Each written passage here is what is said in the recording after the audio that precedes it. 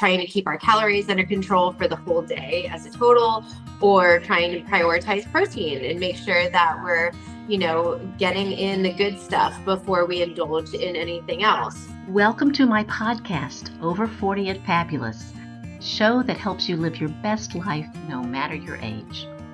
I'm Robin Thomas, lifestyle and wellness expert and a community leader in holistic health. I'm the founder of Living Well Connections, a healthy living community that supports, educates, and empowers us all to make healthy decisions toward a more balanced and fulfilling life.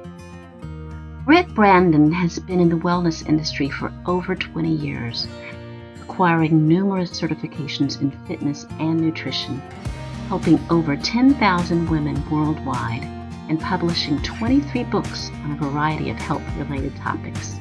This is Britt's second time on the podcast, and I know you're going to just enjoy what she has to offer.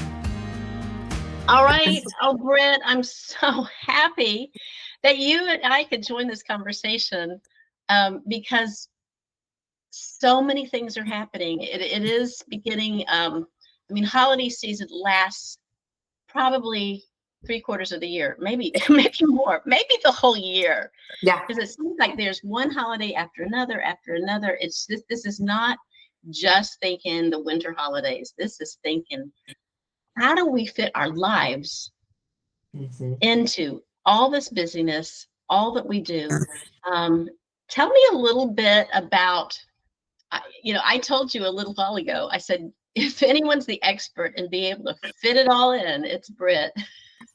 And I thank you so much for that. I really do. And staying healthy at the same time.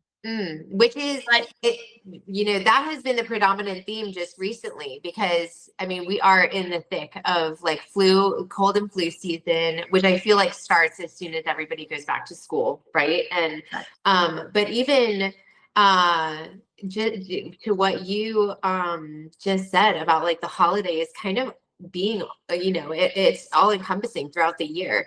It's so it adds to the challenge of trying to juggle it all, trying to prioritize your health, for sure. Yeah. Yep. Absolutely. And those of us over 40, or I am over 60, so but it's a time of transition.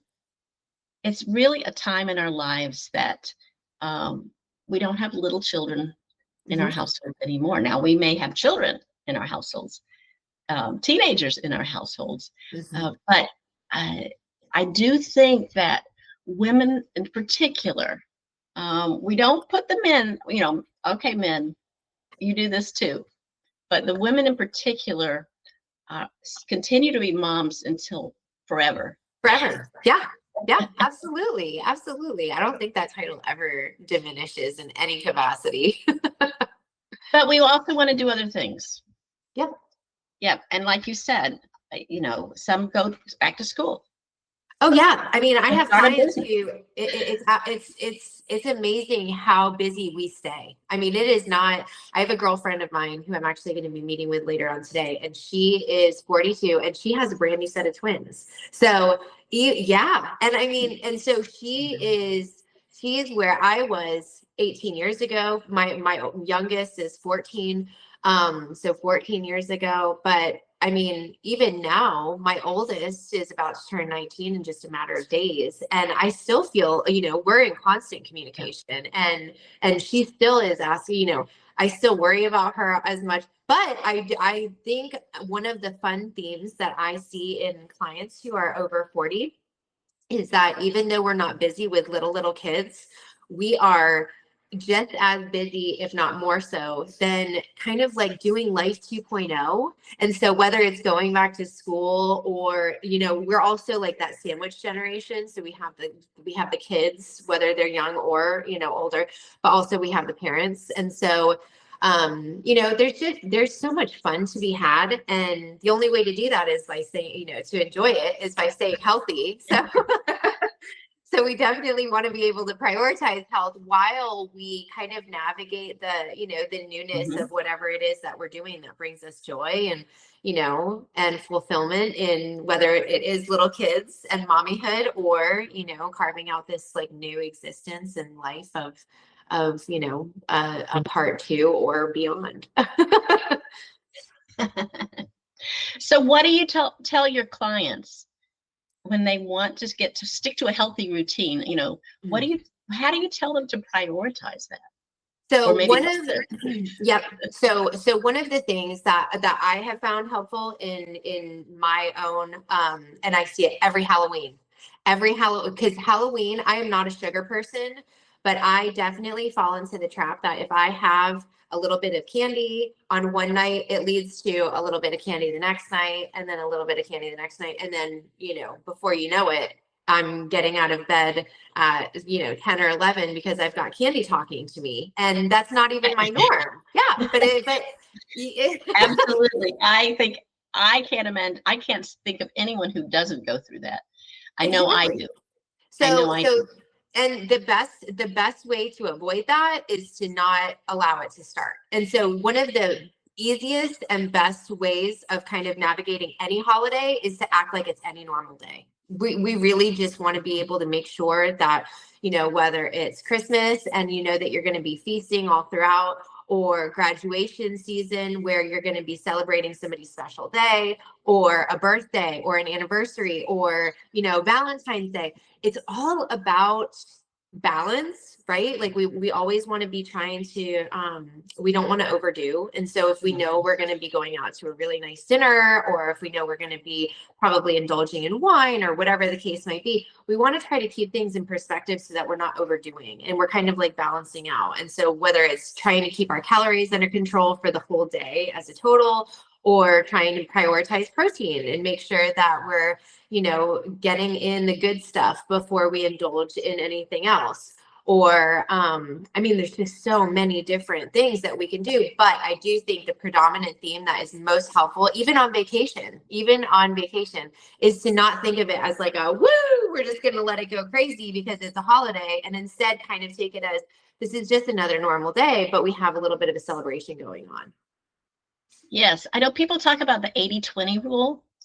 Yeah. And I do think of that a little bit, but I think the 80-20 rule, when you're bringing it into your house and having it like every single day, I can have a dessert every day because it's like 20% of the food. It's a trap. Absolutely. As opposed to, I do love to get a dessert when we go out to eat, because that's the only time. My son's diabetic. So we just don't have desserts in our house. Yeah. And so I get the dessert, I get that fix, but then I go home and it's not here for me to go run up and get the second, the second bite, or end up eating the whole cake or whatever it is. I'm one of those that would probably, if a birthday cake and we had leftover, might have a piece for breakfast. That is, yeah. And that's not good. Yeah, but I think a lot of us have that tendency to eat what we have. Do you know what I mean? Because it kind of talks to you, and it's the same thing about. I have one of the first things that I tell clients about Halloween candy is get it out of the house. Just get it out, like give it away or throw it away. And it just is what it is. If you have it, you're going to eat it. And so, or you have a higher tendency to eat it. So I think, and same thing with the good stuff, the more good stuff that you can have in your house, that's going to be, rich in protein. I always tell my kids, I have my 14-year-old is very concerned with what he's eating right now because he wants to be prioritizing protein and really trying to cut down on anything that's not going to be helpful to him, which I think is great. And one of the best pieces of advice that I've given him is choose things that you want to eat, but that are going to be fulfilling you in terms of your nutritional needs. So it's you want to be able to eat those things. It's not like, I have to have a protein shake. It's more like, oh my gosh, I get to have my protein. Like I look forward to my 3 p.m. protein shake. Do you know what I mean? And I know what you mean. And it is a great way to start day. Tell me more about adding more protein, because I do believe most of us don't get enough protein. Oh, absolutely. And it doesn't mean eating a enormous steak. Right. No. And I mean, so we live in a time that is just so set up for protein success. And I think you are so right that that the majority of people do not consume, enough protein. And I will even, I have this funny story about, I'd started tracking for the first time. I was using my Fitness Pal and I was so excited, and I was like, I'm going to be off the charts in terms of protein and fiber. And this is going to be so fun to be able to, like see and celebrate my success. And it was so low. And so even with the best of intentions, you think that you're consuming this high, because you just think you're following all the rules and you're incorporating protein at every meal, but it really is something that does take conscious effort. And so there are some awesome hacks that I've helped my clients really try to just max out their protein intake without having it be something that's consuming their consciousness throughout the day. So we have collagen peptides, collagen protein. You can just mix collagen into water. You can mix it into coffee. You can mix it into smoothies, and it tastes like nothing. And so that is a fantastic way of just getting a leg up first thing in the morning. So whether you're putting it into, your water or your coffee, whatever the case might be, but that's a great way to just even kickstart things. Some other forms of protein like tofu are, those silken tofus, they can be mixed in and blended into smoothies. Any kind of high protein foods, obviously lean meat. Chicken is going to be your biggest bang for your buck.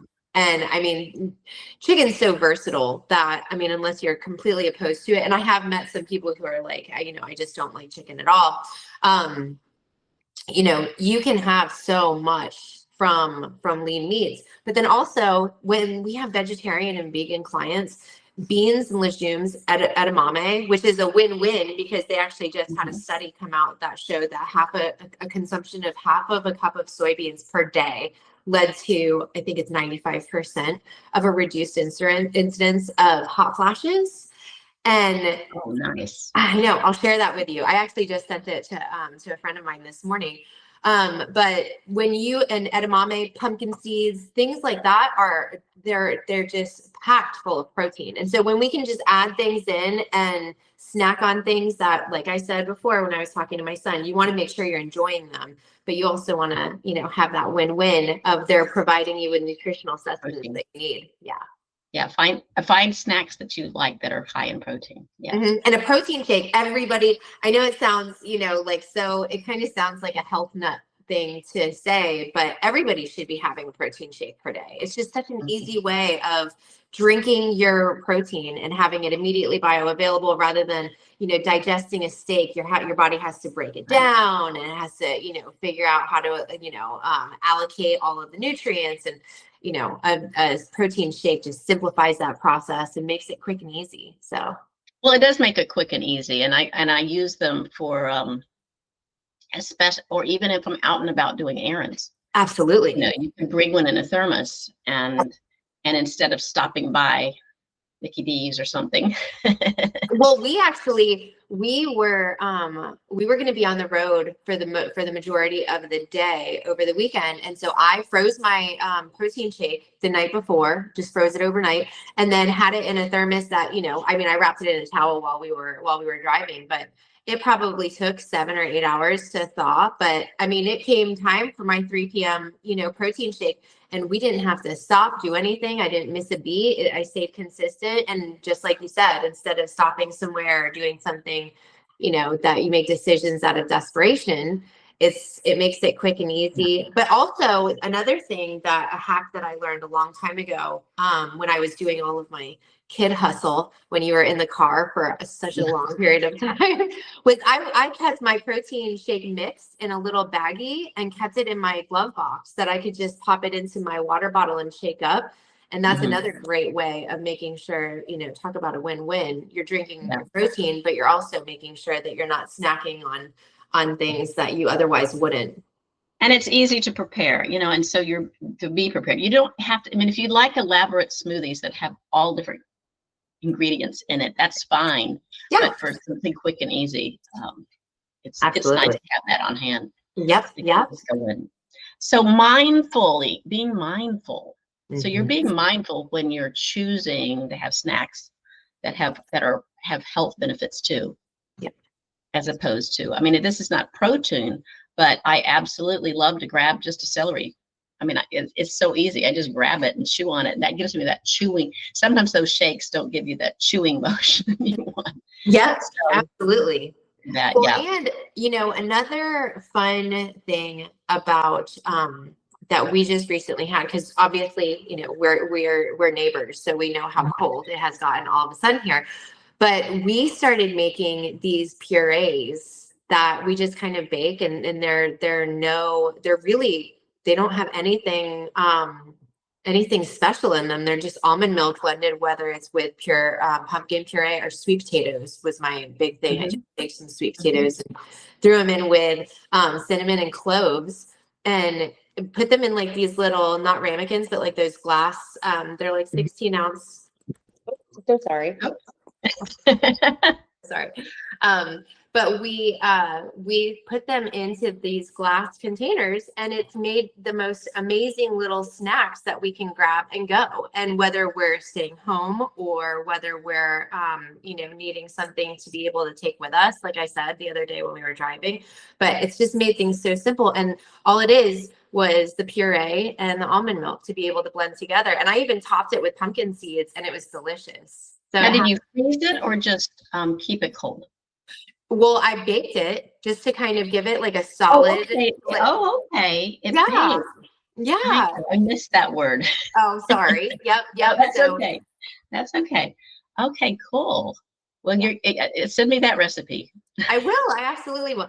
And, I just kind of, in the kitchen, we just kind of like I always tell my clients, let your cravings lead the way, because most of the time when we have cravings, it's our body seeking things out that it needs, right? It's going to be, if we're seeking out spinach, most of the time we have, whether it's we need iron or something that's going to be, locked within those foods.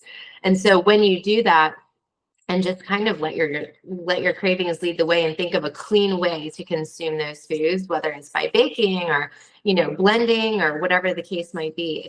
It kind of makes it so that you feel like it's helping your body, it's empowering because you're doing something great for yourself, but it also makes it so that you're, not falling into the trap of feeling guilty and shameful about what you've consumed. Do you know what I mean? So it's like, it takes all of those negative feelings away about food. And I feel like that's such a win.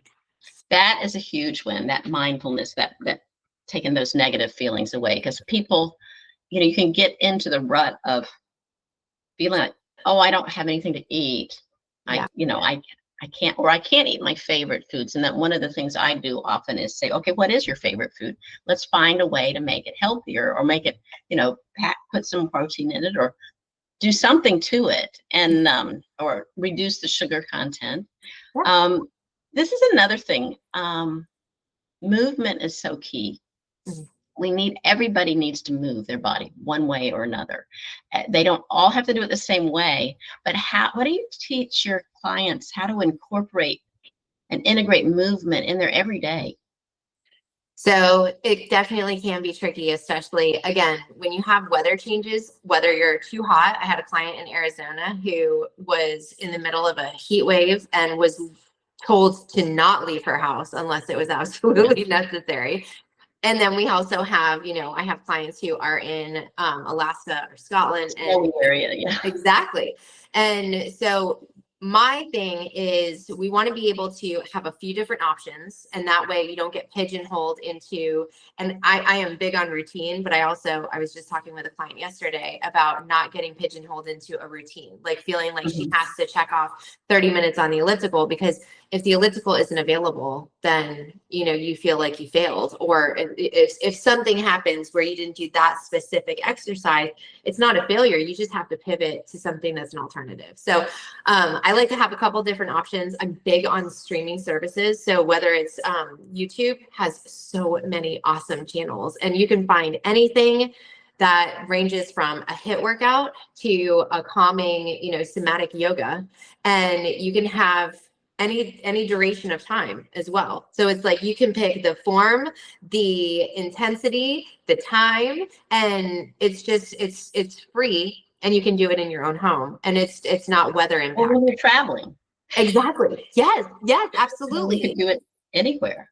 Anywhere, anytime. And I think that is a big one. I've had so much success with clients implementing that as just their go-to. And then obviously anything that's going to be outside. I'm big on outside just because it ties in that mindfulness, if you can. I love that people enjoy an audiobook while they're walking, but also if you can do something that's going to be, just free of any kind of distractions and more just kind of observing, being in the moment, and then also feeling how your body feels when you walk. I think, you can't beat that. That's my number one go-to. That also helps us just pattern our lives around the natural world. Oh yeah. Well, and it's also great. I will notice, I see my chiropractor pretty regularly, and I will notice at certain times there will be like stiffness that I don't otherwise notice. And so it can help me take care of a problem before it becomes a problem, if that makes sense. Oh yeah. Absolutely. Yeah. So it's not just awareness of it's just a win-win-win, because not only are you reducing your stress levels, which obviously helps with cortisol, which helps with, everything.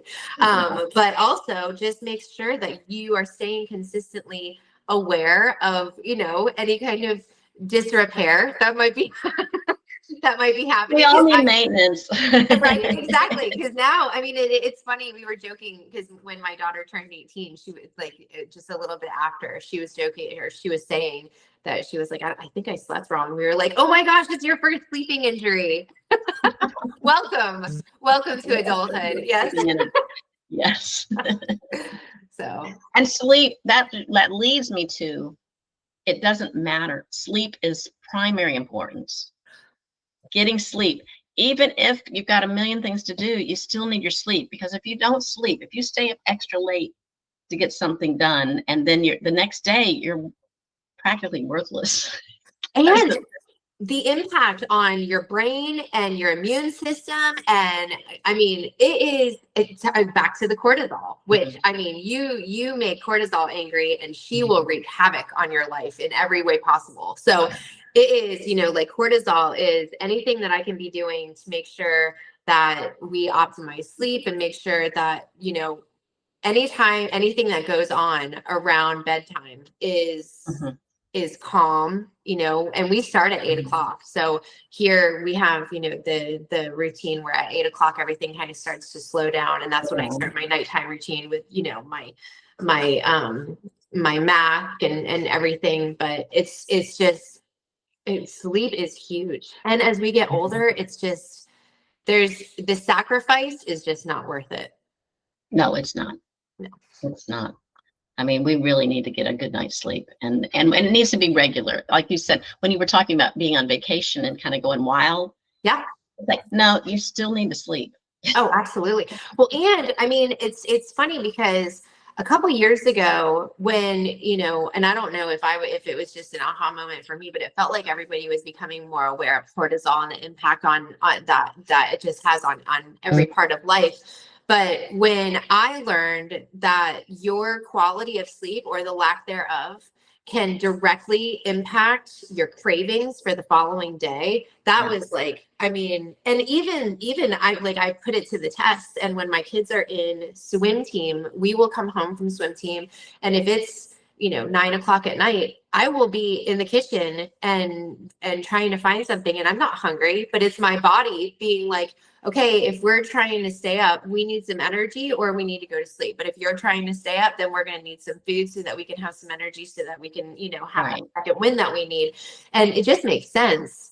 But when we try to push it, and we try to, function on less sleep, which is another thing that happens with the holidays, whether it's with travel or with stress or shopping. We've all tried to shop at night. And it just happened to us the other day that we were trying to find something for our house. And everybody was on the same text thread sharing all of these different things. So it was like, whether you were shopping and finding an item, or somebody's communicating, it's just, you can get sucked into the trap of staying up late.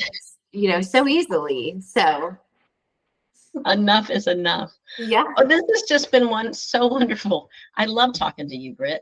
I know. I love you, Robin.